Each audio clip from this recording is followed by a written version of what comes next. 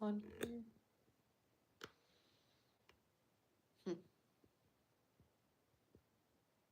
I missed when we were able to do polls. This is button. Whoa. Oh, lighting. Cool.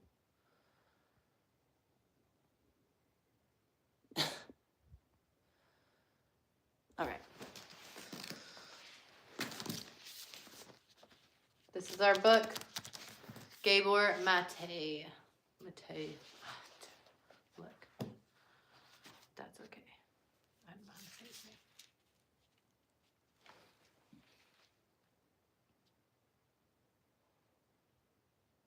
Okay.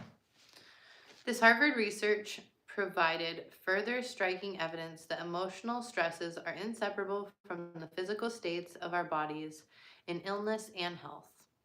Already in previous work, depression had been associated with elevated ovarian cancer risk. The impact of stress had also been studied. Among lab rats with ovarian cancer cells injected into their abdominal cavities, those subjected to emotional aggravation, such as being physically restrained or isolated, had much greater incidence of tumor growth and spread than socially housed animals that were non-restrained. The Harvard scientists theorized that stress can promote ovarian cancer development by inhibiting key defenses against unrestrained cell growth. In other words, stress may disable our immune system's capacity to control and eliminate malignancy. Oh, dang. The implications extend far beyond PTSD, since in our culture, stress and trauma affect many people who do not qualify for that diagnosis. Finnish researchers writing in the British Journal of Psychiatry in 2005 found quite remarkably that people undergoing life events, relatively ordinary stresses and emotional losses such as relationship issues and work problems that would not qualify them for formal diagnosis, suffered more PTSD-like symptoms such as bad dreams or emotional numbing than more obvious traumatized people who had endured war or disaster.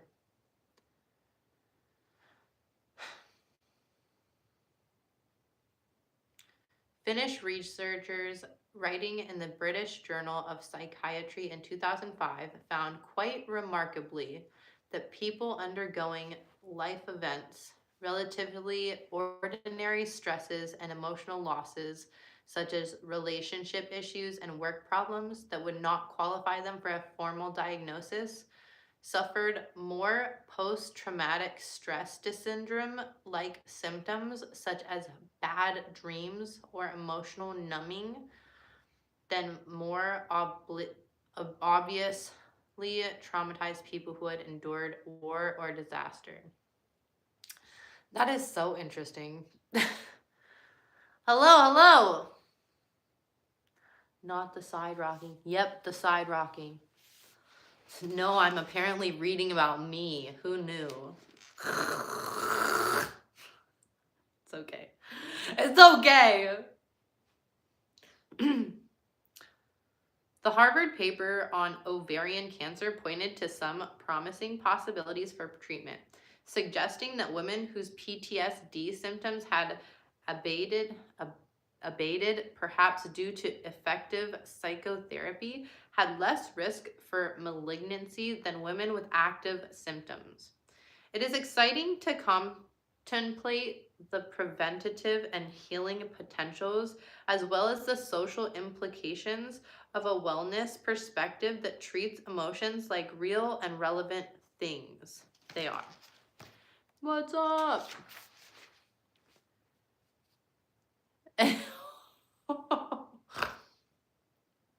I was a riot. While all this is timely and the science freshly minted, the principles are not new. In a 1939 lecture to a graduating medical class published in the Journal of the American Medical Association, Dr. Soma Wise informed his audience that social and psychic factors play a role in every disease, but in many conditions they represent dominant influences. I need my highlighter. Where's my highlighter? I need my highlighter. I don't think I have any in here. That is so frustrating. Okay, that's okay. We don't need to highlight it. We'll just write it in our notes.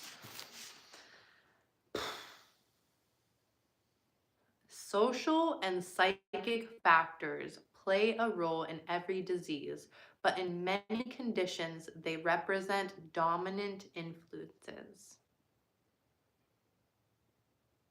The revered Hungarian-American clinician added that mental factors represent as active a force in the treatment of patients as chemical and physical agents.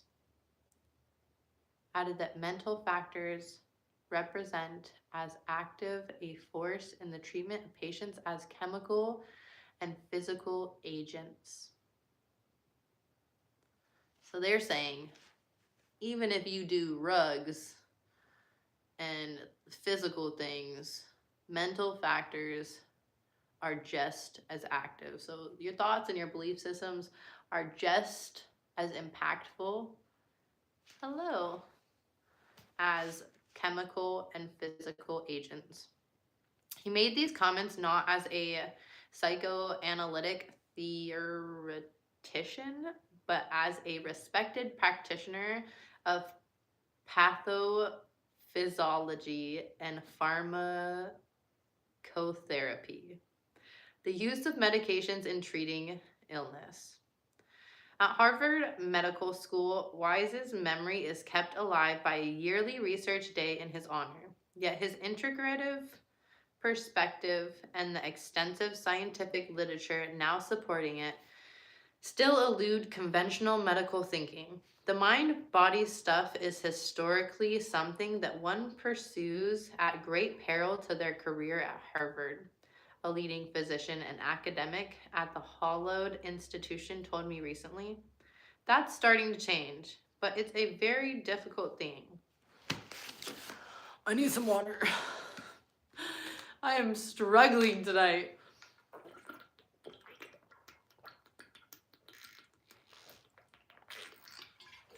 But I am almost done with my water.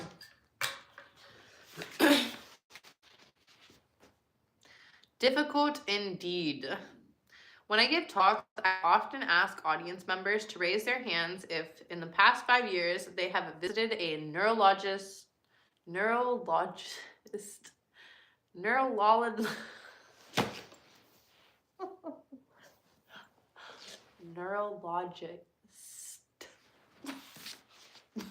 kill me. A neurologist, cardiologist, respirologist, rheumatologist, dermatologist, immunologist. Any kind of medical-ologist, I say. Many hands shoot up. Now keep your hands up, I continue. If these specialists asked you about your childhood stresses or traumas, your relationship with your parents, the quality of your current relationships, your degree of loneliness or companionship, your job satisfaction, and how you relate to work, how you feel about your boss or how your boss treats you, your experience of joy or anger, any present stresses, or how you feel about yourself as a person.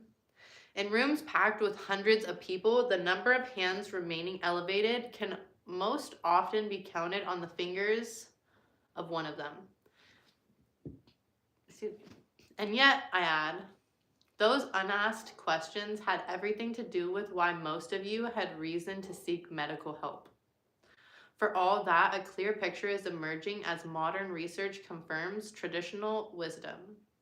A relatively new science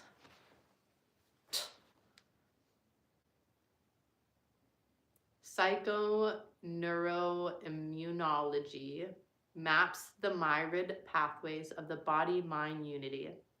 Its field of study includes the connections between emotions and our nervous and immune systems, and how stress might instigate disease. Even connection is a misleading word. Only entities distinct from each other can be connected, whereas reality knows only oneness. Sometimes referred to even more tongue-twistingly as psychoneuroimmunoendocrinology. This new discipline is predicted on the unity between all our constituent parts: mind, brain, nervous, and immune systems. This book is heavy.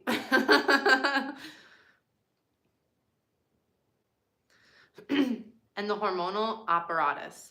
That's the endocrine part. The pieces can be studied separately, but we cannot fully understand any of them without grasping the whole picture. From the cerebral cortex to the brain's emotional nuclei to the autonomic nervous system, from the solid or fluid aspects of the immune apparatus to the hormonal organs and secretions, from the stress response system to the viscera. It's all one. That evolution has furnished us with instincts, emotions, complex behaviors, and individuated organs and systems does not in the slightest way diminish this unity.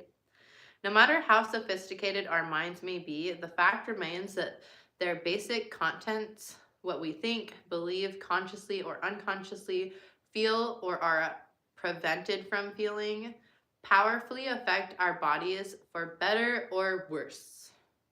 Conversely, what our bodies experience from conception onward cannot but affect how we think, feel, perceive, and behave. This, in a nutshell, is psychoneuroimmunology's core lesson. One fascinating example is the demonstrated link between the brain fear center, the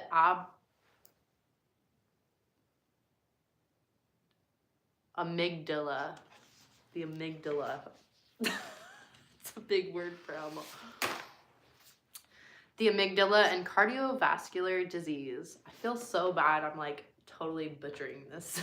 Really, really bad.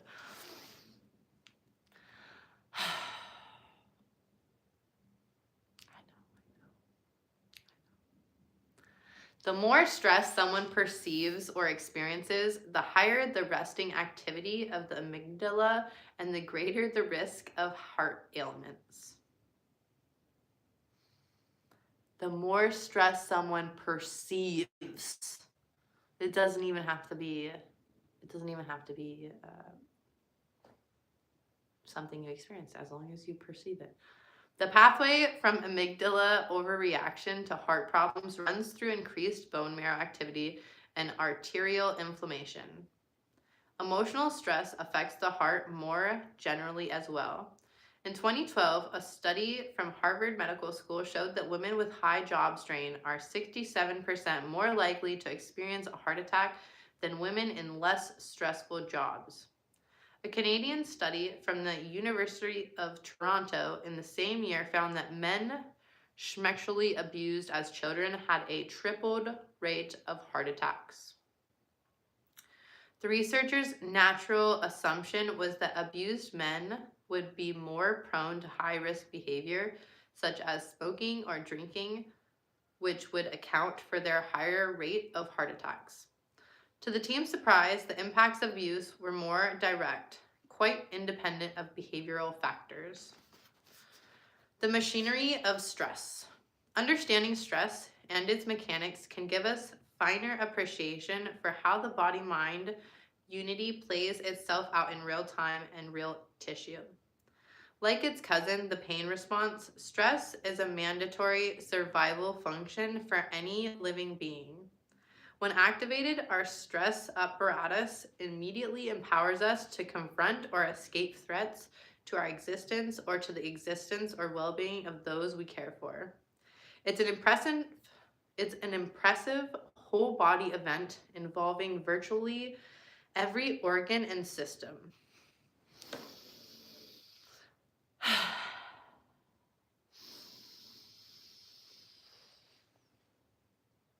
Wasn't I whisked away on a Harley? No. I was made fun of. I was hooted at. I was teased. I had a couple people yelling things that I pretended like I didn't hear. But no, I have never been on a motorcycle ever.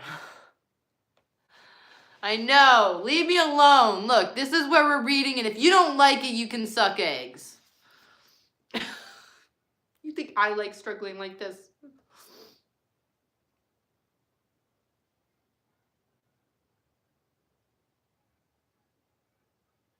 I'm never going to get good at this stuff if I don't read it.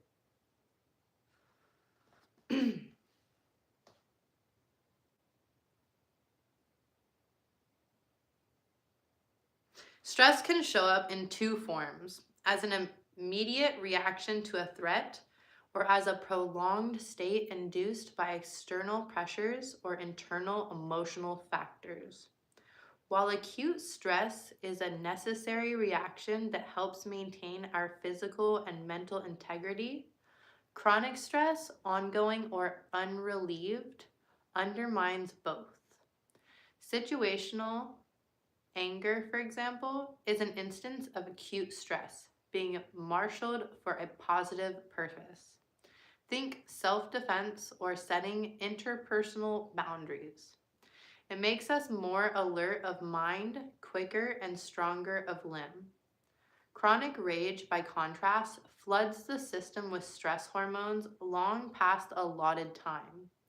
Over the long term, such a hormonal surplus, whatever may have instigated it, can make us anxious or depressed, suppress immunity, promote inflammation, narrow blood vessels, promoting vascular disease throughout the body, encourage cancer growth, thin the bones, make us resistant to our own insulin, inducing diabetes, contribute to abdominal obesity, elevating the risk of cardiovascular and metabolic problems, impair essential cognitive emotional circuits in the brain, and elevate blood pressure and increase blood clotting, raising the risk of heart attack or strokes.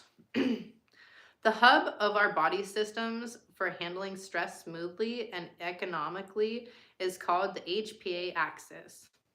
This acronomic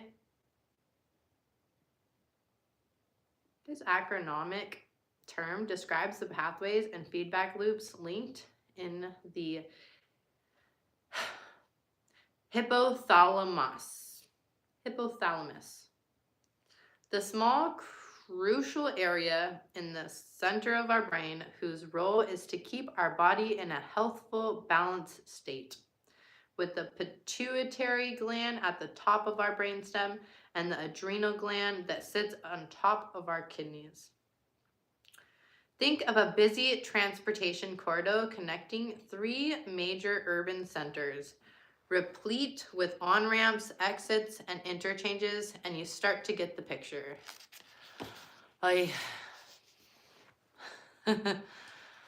Prime specimens, oh yeah, for sure. They had me going and thinking some things, for sure. All of which I kept in my head, so I was very proud. Although our species can survive in a broad range of external environments, far more than almost any other animal, our internal milieu must stay within a relatively narrow range of psychological states. This book is killing me tonight. Our temperature, blood acidity or pressure, and heart rate, along with many other bodily metrics, are all obligated by nature on pain of death to stay within definite and non-negotiable limits. The renowned American stress researcher Bruce McEnon popularized the word allostasis to capture the body's attempt to maintain inner equilibrium in the face of challenging circumstances. The term is a combination of the Greek words allo for variable and stasis for standing or stoppage. Combined, we have something like staying the same amid change. We cannot do without it. And so our bodies will go to great lengths to maintain it, even to the point of long-term wear and tear if stresses do not abate. Such strain on our body's regulatory mechanisms, which McEdwin dubs allostatic load, leads to an excessive prolonged release of the stress hormone adrenaline and cortisol, nervous tension, immune dysfunction, and in many cases, exhaustion of the stress apparatus itself. We now know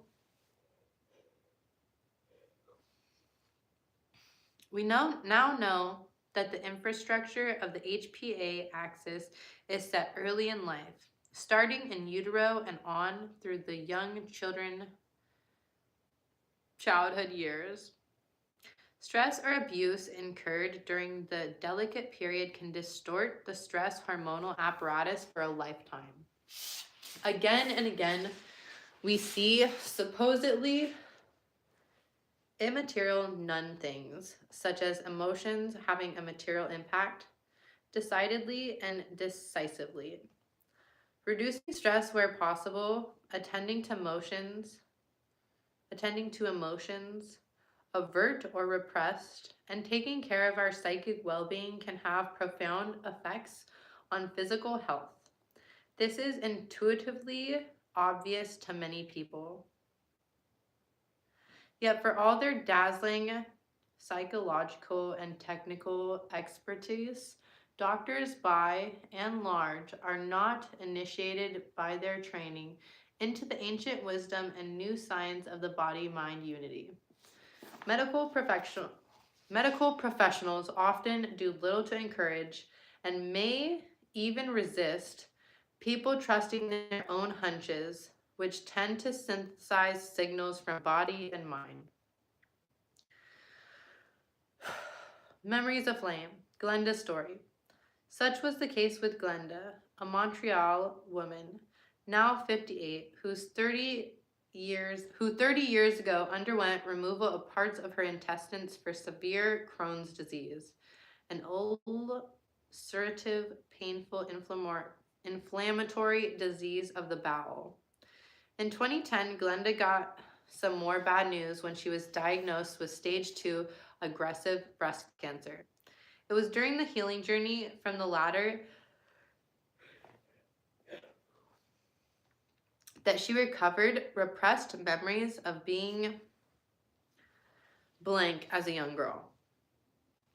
Through the process of journaling and dreaming, she told me, subconscious memories of my childhood began to emerge, along with feelings of sheer panic and terror.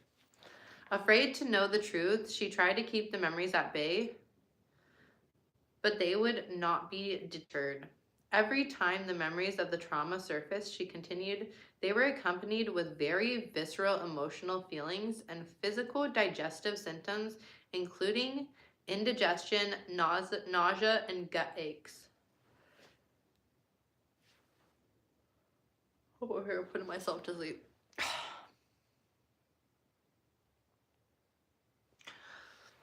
The memories are harrowing enough to roil even an outside listener's guts. 8 years old, Glenda and a younger friend were blank by 4 teenage boys from their neighborhood. The first responder was her mother, who rushed Glenda into the house, she said, and put her right in the bath. She told me that we were never going to tell anyone about this or ever to speak of it again. My mom said it would always be our little secret and put me to bed. When the memories returned again at 53, they came as the intense, clear visual of her younger self in the bathtub, with her mother crouched on the floor beside her, trying to wash away the grape. I asked Glenda gently whether she had any independent evidence for these recovered memories. She nodded. My older sister recalls that she actually came into the bathroom that day. Arriving home and hearing my mother bawling her eyes out, she came and opened the door.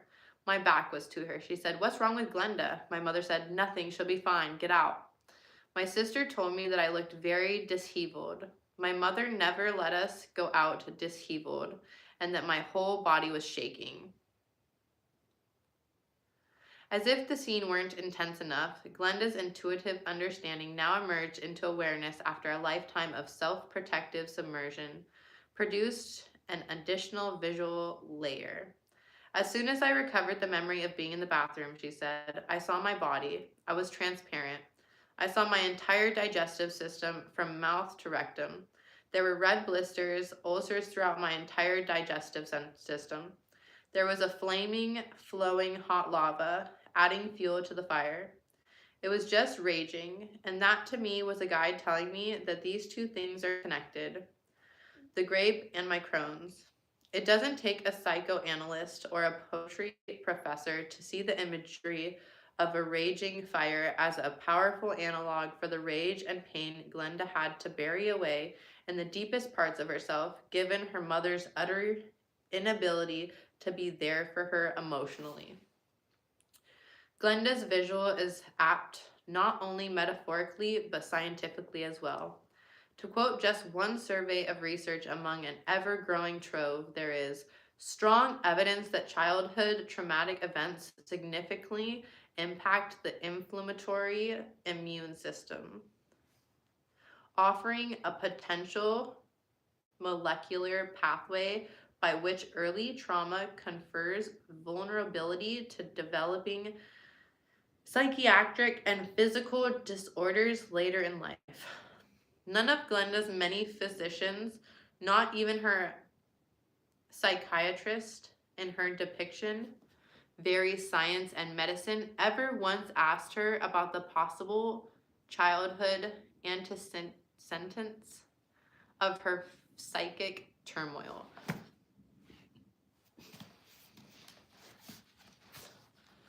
I'm really excited to be done reading for today. No, the bicep and wrist are getting a good workout, which I actually do have to work out, but I at least have a couple hours, and that will just be my body, so it won't be as challenging. Candace Pert envisioned the mind as involving the unconscious flow of information among the cells, organs, and symptoms of the body, occurring below the level of awareness. Thus, she asserted, the mind as we experience it is immaterial, yet it has a physical substrate, which is both the body and the mind. By immaterial, she did not mean the word's usually connotation of insignificant or irrelevant, but on the contrary, that the mind, unlike the brain, is not a material thing. We cannot get a hold of it, put it on a test tube or petri dish, and even see it directly. Its impacts and consequences, however, are material indeed. The opportunity we have today is to create a multivalent healthcare approach that appreciates the impact of non-things on the thing-like bodies we've come to be so marvelously expert in.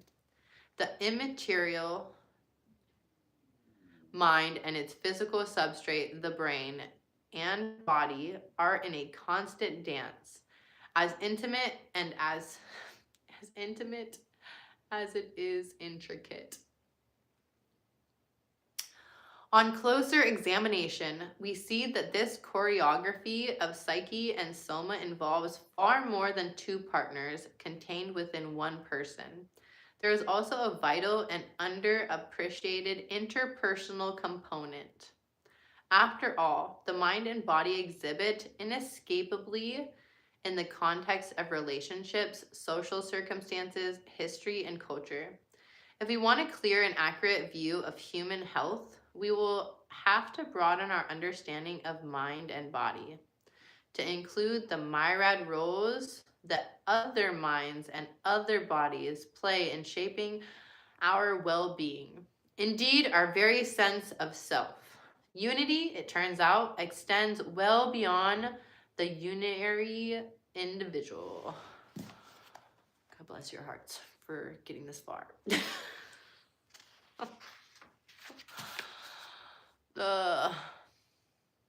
How do I fast forward to the workout? Boo you!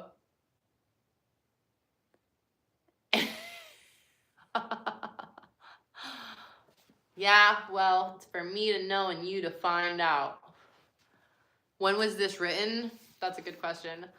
I'm just like, dude, I get that you're a freaking genius, but I mean, if this was for average people, man, I feel like he could have studied a little bit to be a little dumber. I don't know. Like, dude, I'm trying really hard. Every single sentence feels like the words are harder than the last. How do you find out when a book was written?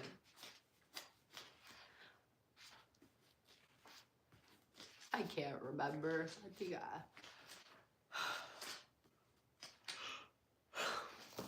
I don't know, but we only have a couple more pages. It's excessive. Oh, the book? Oh, it's definitely excessive. This is definitely the hardest book that I've ever read. You rattle my brain. Our highly interpersonal biology. For every atom belonging to me as good belongs to you. Walt Whitman, Song of Myself in Leaves of Grass. All my relations. I have often heard this greeting when visiting Native communities in Canada. These are the places where my country, to its shame, sees the highest levels of physical and mental illness, addictions, and early death. A tragic situation analogous with that of similarly colonized Aboriginal populations in the United States and Australia. Australia! The phrase, as I understand it, refers to the individual's multidimensional bond with the entire world, including people, from close relatives to strangers, from the living to ancestors who lived long before, and also the rocks, the planets, the earth, the sky, and all creatures. Ancient cultures have long understood that we exist in relationship to all, are affected by all, and affect all. One for all and all for one. In the Hindu scripture, the Bhagavad Gita, the divine avatar, Krishna declares, they live in wisdom who see themselves in all and all in them. And the early 17th century cleric and poet John Donne famously mused, no man is an island, entire of itself. He composed this line, perhaps not coincidental, during a period of illness and convalescence.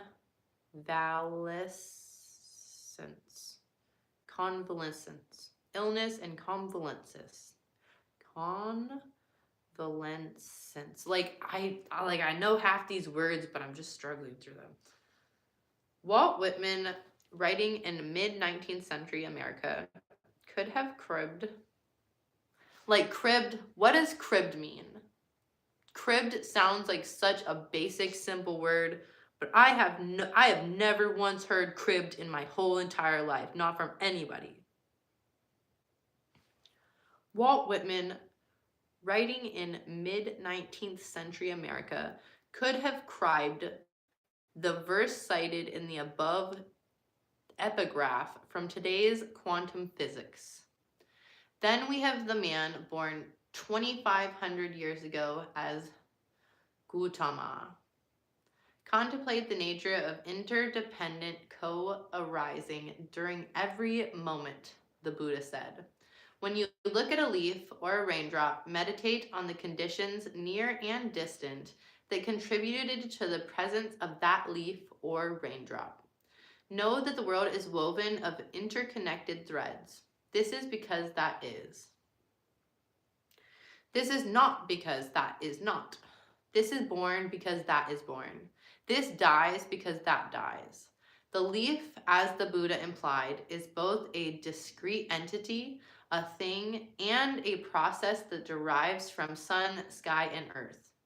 Light, photosynthesis, rain, organic matter, and minerals, and perhaps even the activity of humans and animals. The one contains the many, and the many contains the one. Without the one, there cannot be the many. Without the many, there cannot be the one. They're not merely esoteric wisdom teachings. They accurately describe the physical and organic universe, including health and pathology. Indeed, Friedrich Nietzsche once called the Buddha that profoundest psychologist. The pioneering U.S. internist and psychiatrist George Engel argued nearly half a century ago that the crippling flaw of modern medicine is that it does not include the patient and his attributes as a person. Yet in the everyday work of the physician, the prime object of study is a person. We must make provisions for the whole person in their full psychological and social nature, he said, calling for a psychosocial approach, one that recognizes the unity of emotions and psychology, knowing both to be dynamic processes unfolding in a context of relationships from the personal to the cultural. The great traumatologist, Dr. Bessel van der Kolk, has noted that our culture teaches us to focus on our personal uniqueness, but at a deeper level, we barely exist as individual organisms. There will certainly be news to the average ego. This will certainly be news to the average ego. Are you still in here, Jacob? I'm just joking. The word ego, as I use it here, refers not to the trait of arrogance or conceit in certain egotistical people, but to the internally perceived separate self with which we each identify. The me, myself, and I, we mean when we use these personal pronouns as we do hundreds of times a day. Even a healthy ego is convinced of its separateness, an entirely reasonable perception. The capacity to experience individual selfhood in all its facets, physically, psychologically, biographically, etc., is part and parcel of being human. Our difficulties begin when we lose sight of the other side of the equation, which is just as real, if less apparent. My goodness. I can pick on you all I want. I think my vocabulary is pretty decent, but I'm struggling to comprehend their excessive use of unnecessary words, only known to specific sectors of the scientific community. Yes, thank you. You word things perfectly. That's how I feel. I feel like my brain is struggling to catch a break in between the words and is making me mess up many other words, but also I am really, really, really, really tired. And it has been a really long day, so. But yesterday I felt like I was reading so good. I was really proud. I was like, I must be getting better at this. And then my long form, every other sentence was and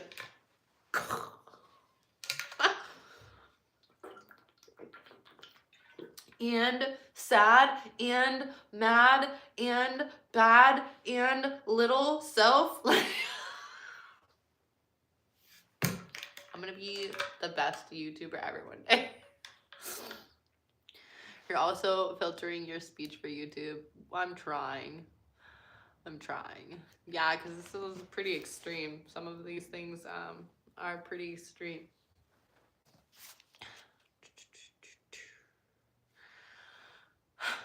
The interrelatedness of seemingly isolated organisms has now been discovered even in the lives of trees that form living networks, communicating through electrical impulses akin to animal and human nervous systems, hormones, chemical signals, and scents.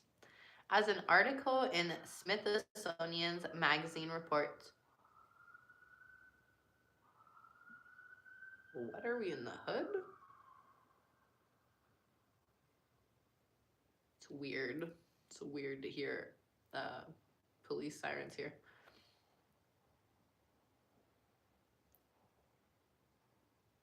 Oh no, they ain't coming in my driveway.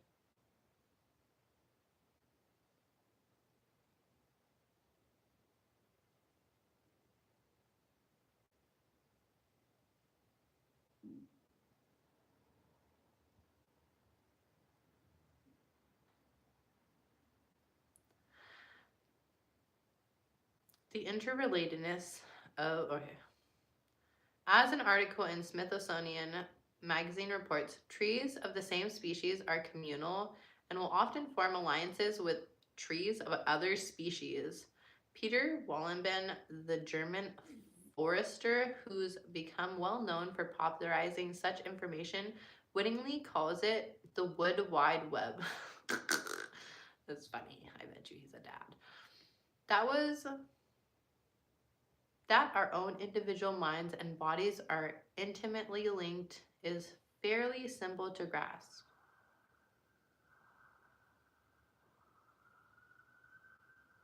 I literally live in the middle of the boonies.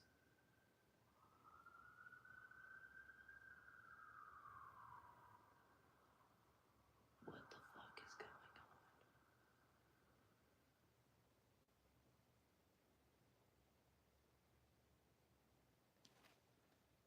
We're almost done. What if it's a killer, you guys? I'm scared. Why do I have so many gas cans? Because I'm an arsonist, obviously. They're coming to get me. Don't you hear them? There's multiple. I don't like this.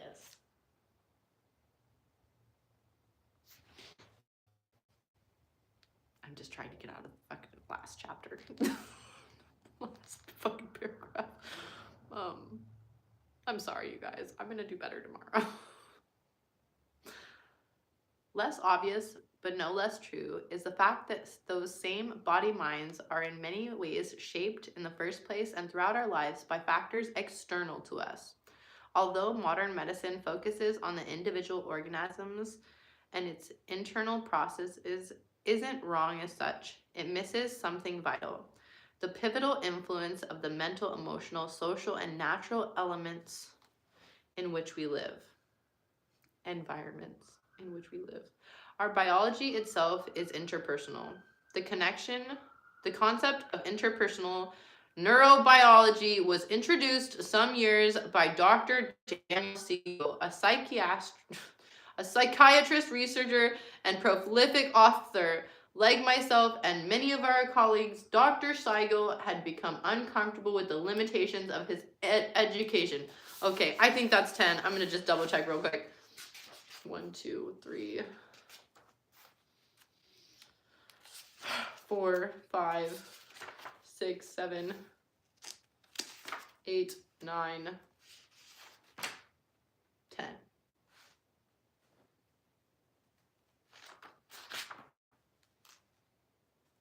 Okay, so basically, in that 10 pages that we struggled so hard to get through in the last 45 minutes, that's sad.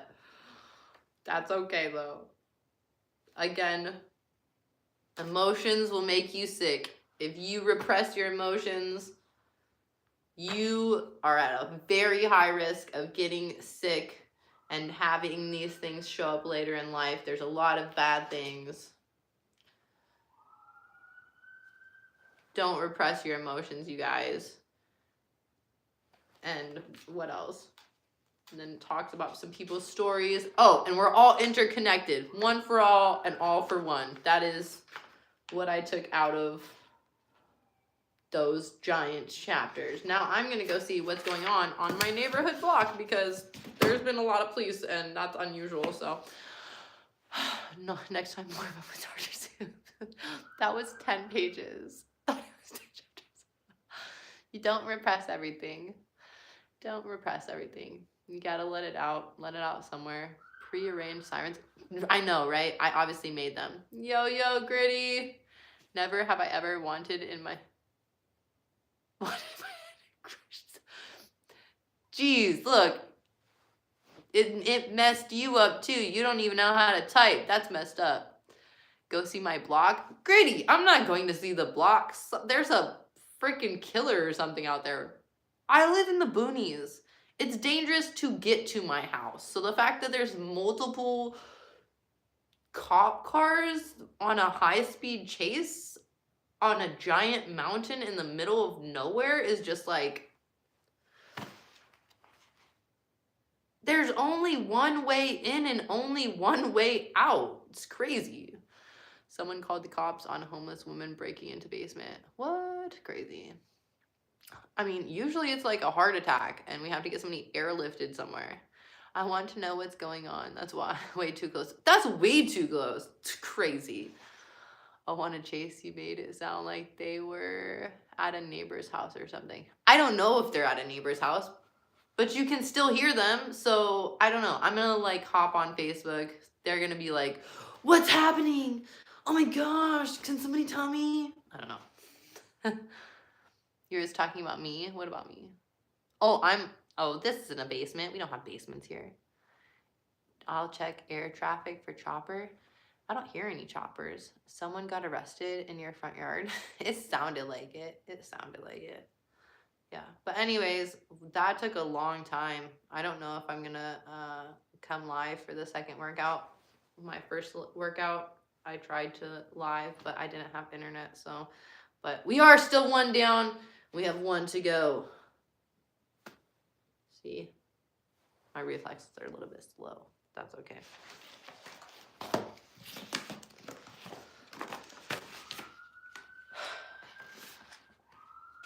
I wanted to go down the freaking hill too.